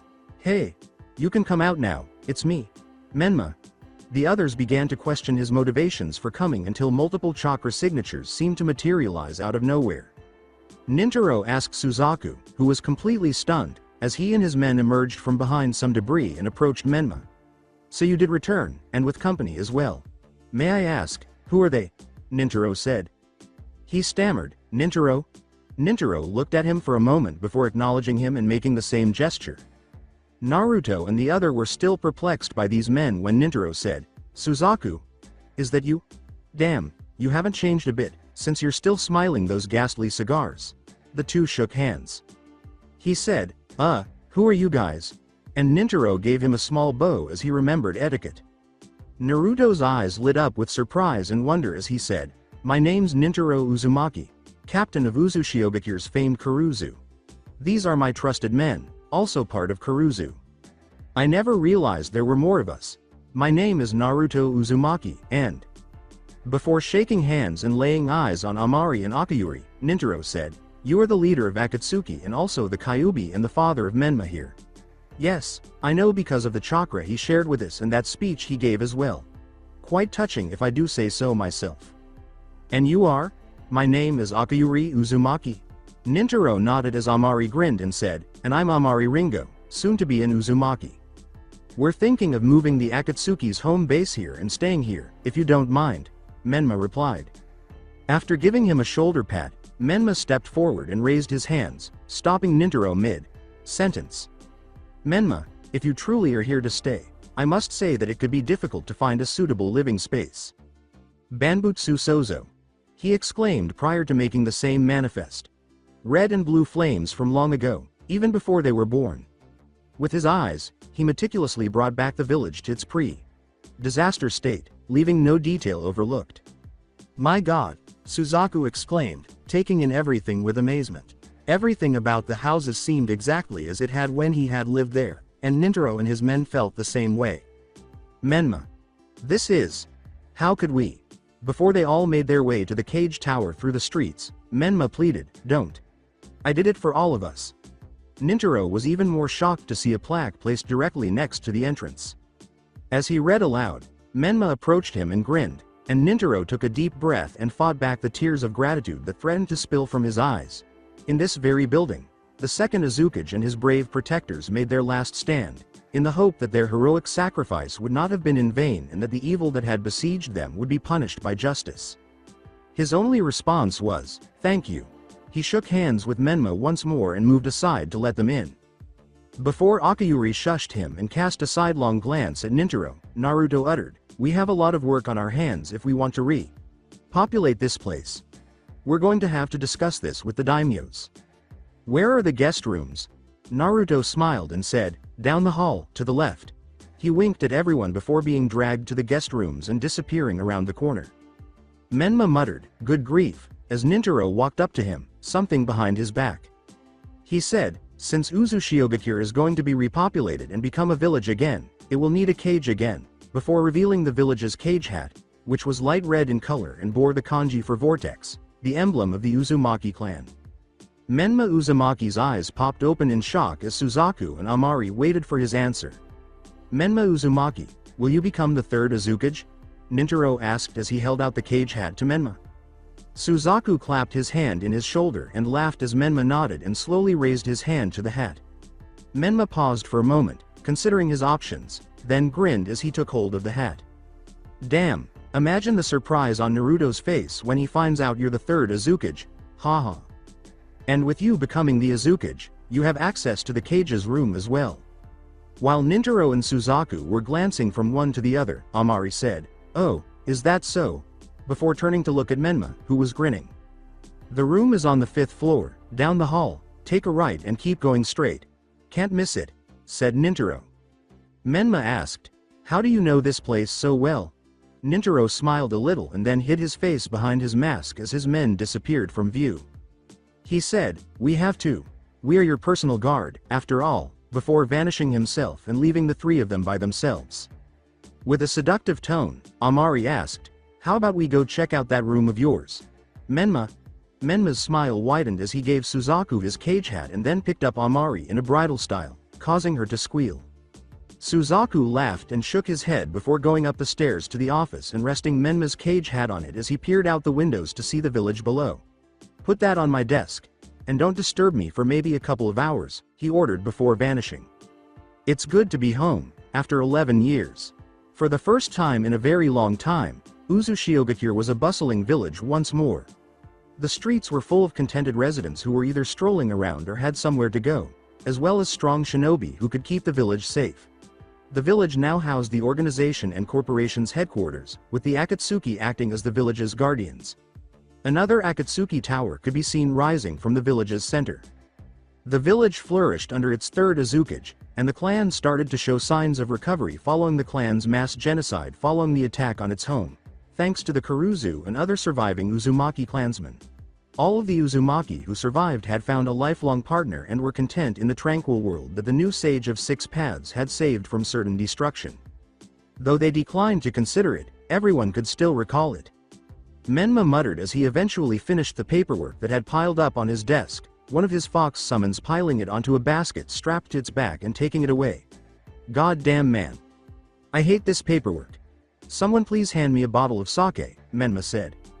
He had grown somewhat taller, reaching his father's height, and had, in the 11 years since the Red Dawn's rising, matured and grown up, more or less, from his younger self, sporting a small goatee and beard. He had also changed his clothes a little. His white fur collared cloak had been replaced by one of Uzushiyogakure's new flak jackets, which were designed to be lighter and stronger than most flak jackets and were produced for the villages by Naruto's company. It had a light gray color and red swirls printed on it. Its design was somewhat reminiscent of Kumogakure's one-strap flak jacket. The sole distinction with his was that it resembled Konohagakure's finest outfit from the past, but it had a fur collar and 6 red magatama etched on the fabric around the neck. As Naruto entered his office, Menma grinned at how much his father had changed. "Believe me, I would," Naruto said. He was beginning to show the obvious effects of aging, with some creases and wrinkles beginning to appear beneath his eyes. Menma laughed a little as he stood up and turned to face the village. "So, how's he doing?" inquired Naruto as he leaned on the edge of the desk with his hand. "He's doing great. He's with Amari right now. I think he's going to be a great fighter and Kyuubi someday." Menma laughed a little at Naruto, who grinned corneally and said, "He takes it from my side." Menma shrugged and said, he gets his creative and intuitive side from his mother." Then he remembered something. "Oh, that reminds me. The exams are being hosted here today and I've been selected as proctor for one of the rounds. Can you?" With a wave of his hand, Naruto said, Yeah, go ahead." Menma nodded in agreement before he grabbed his Akatsuki Kage Haori and disappeared, crossing the entire city until he suddenly materialized among the other exam proctors. Nintaro was the proctor for the last stage, Menma was the proctor for the second, and Genkaku was the third proctor for the first. "About time you showed up, Menma. The genin are just about to show up, and I don't think it would be good to have them see that their Azukage and the Sage of Six Paths shows up late to everything." Genkaku responded, Menma smirking as he continued, "Bah, I'm not going to be late to the exams my own son will be attending. Besides, I didn't inherit the knack for being late in times like these from my grandfather." At that point, they fell silent and stood at attention as the classroom doors opened, letting Noboru usher the genin from all the villages and Uzushiogakure into the space before they were seated at each desk. Before leaving the room and leaving the 3 proctors alone with the genin, he said, "They're all yours guys. Have fun." When Menma saw his son, he gave him a small smile and winked. Genkaku, on the other hand, picked up a stack of paper and divided it into 4 equal stacks using his 4 arms. Even though his son is only 11 years old, he has already proven to be a gifted student and skilled combatant. Given that he is the son of the Azukage and the Sage of Six Paths, some may assume he is a little conceited. However, he is actually very humble, aware of his superior status in life, and values the friendships he has with everyone. He had inherited a dark maroon hair color that was a cross between his and Amari's, but he had styled it to look like him, growing it out a little and keeping it shaggy with 2 tufts of hair that looked like 2 horns. And what made him unique was that, like Hagoromo's sons Ashura and Indra, he had inherited both his powerful chakra and his eyes, albeit in an incredibly unexpected and sorrowful form. 3 years in the past, Naruto, Menma, come here quickly. In an instant, the two were moving from their current locations, Menma from the Cage Tower and Naruto from his office in the Akatsuki Tower, converging on the Uzumaki clan household, the Cage family's residence perched on a hilltop overlooking the village. Menma cried out in a panic, "What's going on?" as he and Naruto burst through the door to find Amari and Akiyuri crying and staring at them with puffy red eyes. "What happened?" Naruto inquired, growing anxious about the possible response. While Mari crossed her arms and let out a heavy sigh, Akiyuri turned her head and covered her mouth with a headband, mustering the bravery to inform the two of the tragic event that had just happened. "It's Suzaku. He's... What?" "Finally," she said, "he's dying." Menma felt Naruto's legs give out on him, but he was able to stand by sheer willpower, and Naruto felt his heart tighten as if someone had squeezed it. Naruto inquired for the two of them, "Where is he?" Amari pointed with her thumb to the lit room located down the hallway behind her. They ran down the hall, stopped dead in their tracks when they got to the doorway, and looked inside, completely taken aback by what they saw inside, the proud, cigar-smoking Uzumaki they had come to know and love. He appeared rigidly frail, with deep wrinkles on his face and his once red hair now pale white. He was bedridden, with a heart monitor and other equipment hooked up to him. He laughed lightly and said, "Hey guys. I look like shit, don't I?" just before he started coughing. Menma questioned, "Oh God Suzaku, what happened?" as they entered the room to see their friend. They were unaware of how seriously ill their friend was until they noticed how old he actually appeared and how slowly his heart was beating. He looked at the two and saw them return the gesture at his attitude on being on the verge of death. "Hey. I'm 117 years old. We Uzumaki may have strong life forces, but we can't live forever," he said with a tiny smile. "I can't stop thinking of how Nagato will feel when... Dad. Is Uncle Suzaku alright?" Naruto and Menma turned slowly around to see Menma's son Nagato standing in the doorway staring up at them innocently. Amari and Akiyuri arrived shortly after, looking like they tried to stop him. Weakly, Suzaku said, "Let him in, Menma. He needs to learn this one while he's still young." Menma nodded and then stood up from the chair next to Suzaku's bed to let his son climb up and see him. He said, "Uncle Suzaku, why do you look so old?" Suzaku smiled at his naivete before clearing his throat a little. "Nagato. Uncle Suzaku's not feeling so good." "What do you mean?" Suzaku began to cry from the corners of his eyes and said, "I'm dying, Nagato. I won't hear for much longer, so I thought I should tell you one last thing before I go." Nagato's eyes widened slightly before he nodded slowly, experiencing the same thing. "Your father over there, and your grandfather. They're the best people in the world. I was glad I got to know them. I hope you appreciate everything you've got." "I do." Suzaku grinned at Nagato and lifted up his arm, running his fingers through his hair as he wiped some tears from his left eye. "Remember everything that I taught you?" "Yeah, I do." "Good boy." Suzaku said, drooling back into bed before he started coughing again. Utah Road helping him breathe due to the cancer in his lungs from all the cigars he had smoked. To everyone's surprise, Nagato then raised his hand and placed it on his chest, causing pure white chakra to begin to radiate from the palm of his hand. Nagato then continued to cry for a little while longer before finally fixing his gaze on Suzaku, who gave a small gasp. He said softly, "Let me help." Then, using his chakra, Suzaku took a deep breath. Almost miraculously, the lung cancer left his system, enabling him to breathe easily for the first time in years. With a look of deep pride for his son, Menma put his arm around Amari and the two watched as their son removed his hand from Suzaku's chest. Suzaku smiled and closed his eyes, breathing deeply and slowly before his heartbeat monitor beeped a few more times before the line went dead and a monotonous beep could be heard as Suzaku departed. "Goodbye, old friend," Naruto said, bowing his head and paying respect to the Uzumaki as the room fell silent in remembrance of Suzaku. Menma approached his son and gave him a firm embrace. Nagato turned to face his father, tears streaming down his cheeks, and Menma's eyes grew big. He turned to face Nagato and said, "Naruto. Look." The other person responded the same way Menma had.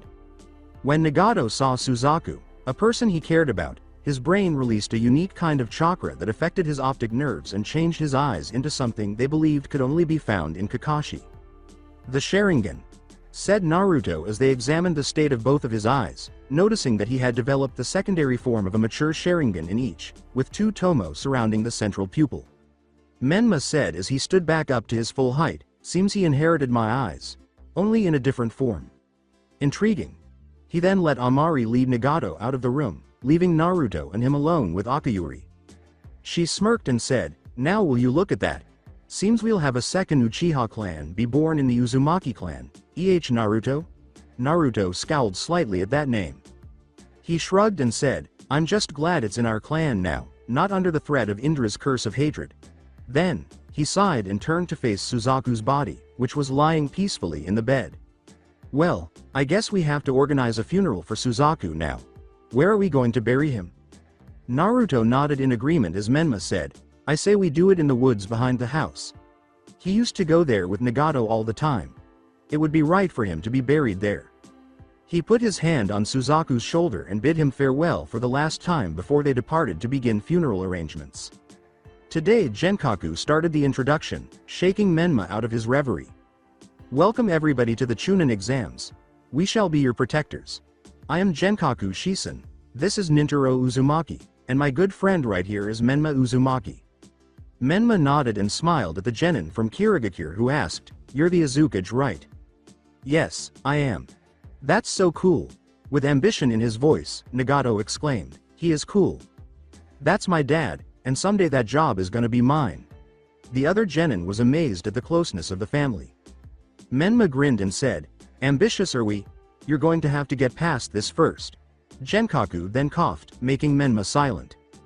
Genkaku handed each genin a voice paper and said, "As I was saying, I will be the proctor for the first stage of the Chunin exams.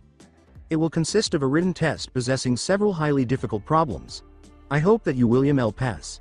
He then held up the watch on his wrist. Menma smiled and gave the genin one last look before leaving the room with Nintaro, leaving Genkaku to be with them. "Good luck, Nagato. I'll be waiting for you at the second stage." He took one last look around the room before announcing, "Begin," as soon as everyone had picked up a pencil. The genin quickly realized that the test Genkaku had given them was, in fact, blank when they turned over their papers and some of them blinked a few times. One of the genin said, There's nothing on this paper." Genkaku raised an eyebrow, moved over to the genin's desk, and then looked down at the paper to confirm that the genin was correct. Genkaku turned to face the front of the class and said, "Oh, well, will you look at that? It is blank. Well, if you want to go ahead and leave right now, you can." Genkaku said with a straight face, "Although, if you do, you will never be able to take the Chunin exams ever again. If you stay, you will fail the exams, but you will be able to take them again next time." The genin were shocked at how serious the two options were at that moment. However, Nagato continued to stare at his paper, briefly narrowing his eyes in suspicion before activating his Sharingan and realizing what Genkaku had done. Although the 5 questions on the test were real, the ink used to write them was invisible to the unaided eye, at least not to him. He thought, "The ink is laced with chakra, and I'm the only one who can see it," and then he looked around the room. Genkaku was trying to get the genin to go by waving at the door, but they were not going anywhere. "These papers aren't blank, actually, there is a test written on these papers. The ink is just invisible to the naked eye, but thanks to my Sharingan, which allows me to give color to chakra, I was able to see the ink because it was laced with chakra. I can read off the questions to everyone you want," said Nagato. The other genin was staring at a moment. "Yeah, that would be nice, thanks." Placing his hand on Nagato's desk, Genkaku said, "That won't be needed actually." "Why not?" inquired a Kusagakure genin member. He answered, surprising and confusing them, "Because all of you have already passed." There are 2 reasons behind it. 1. When you all realized that the papers given to you were blank and were offered 2 choices where you could either fail or never be able to take the exams again, and you chose to fail instead rather than walk out. That is why all of you passed. Why Nagato passed was because I intentionally made the test to where only he could see the questions, and instead of taking the test himself and being selfish, he offered to tell the rest of you what was on the test. That was why he passed," explained Genkaku to the amazement of every people who knew him so well. He let them all get up from their desks and leave the classroom, Genkaku closing the door behind them and sighing. This concludes the first part of the Chunin exams. All of you make your way to Training Ground 13 for the second part. Menma will be there expecting your arrival. Good luck. You're gonna need it. He lifted a finger to activate an Indaudier communicator, then pushed a tiny button to begin speaking. "Menma, they're on their way." Don't make it easy for them. Before he noticed the genin approaching him from a distance, Menma said, "Right, I'll be sure to do that." "Kakashi, you're in position, right?" "Yeah, I'm ready for them." "Good." He welcomed them as always, telling them what their next task was, and then, after a brief moment of smiling at his son, he opened the metal doors that led into the indoor arena. Before they filed into the arena, he said, "Remember, don't let yours scroll be taken by the unknown inside for the next 3 days. Then return to the center observation tower when the sound of the cannon is heard. Good luck. And one more thing." He grinned and gestured to the Akatsuki cloud symbol on his haori as they all turned back to face him. "Just a little warning, but the unknown inside is an Akatsuki member, one I specifically chose for this challenge. Good luck." Menma nodded to himself when Nagato gave him the go ahead, then they went into the arena, Menma locking it behind him, grimacing at the idea of an Akatsuki member inside and entering at their own risk. He swung his back on the door and jumped over the whole dome of the arena, reaching a small hatch on the ceiling that led straight into the arena's observation tower. With a small thump, he fell to the ground and asked, "How's it going, guys?" Noboru and Naoshi turned to face him. Naoshi asked, "So, what you have planned for them this time?" As Menma approached the window where they were and peered out at the arena. "I have Kakashi in there as an unknown and he'll be the one attempting to take their scrolls." Noboru grinned and said, "Ooh, sounds fun." Naoshi agreed, saying, "This is going to be interesting." Menma, leaning on a rail drilled into the wall beneath the window, said, "Indeed it is, gentlemen. Indeed it is. You know, I can't help but think that 11 years ago, the world was in such turmoil, and now it's prospering and everything is all right. Well, of course, it wouldn't have happened with you. Yeah, you secured the future of the next generation, including your son. He doesn't have to grow in a world of turmoil. He's being raised in a time of peace and has the chance to do this stuff without worry. And with those eyes of he's bound to revolutionize the world for the better." Noboru touched Menma's shoulder. He nodded in agreement with what he had said and exhaled deeply, happy to have used his keen vision to see a flash of red hair through the thick jungle undergrowth. "Yeah, I guess you're right." That's it for today. I hope you guys enjoyed this great story. See you in the next one.